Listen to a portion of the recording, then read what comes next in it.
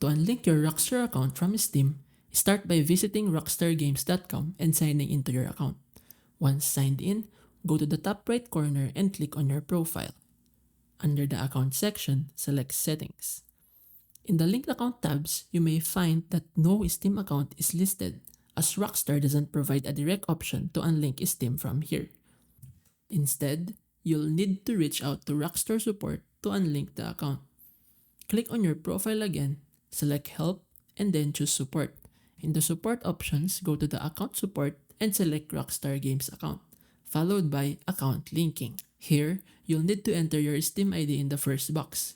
And in the description box, specify that you'd like to unlink your Steam account from your Rockstar Games account. To locate your Steam ID, open Steam, click on your profile in the top right corner, and select Account Details. Copy your Steam ID and paste it on the required field on the Rockstar support page. When everything is complete, click Submit Web Ticket to finalize your request. Rockstar support will then review your ticket and assist with unlinking the account.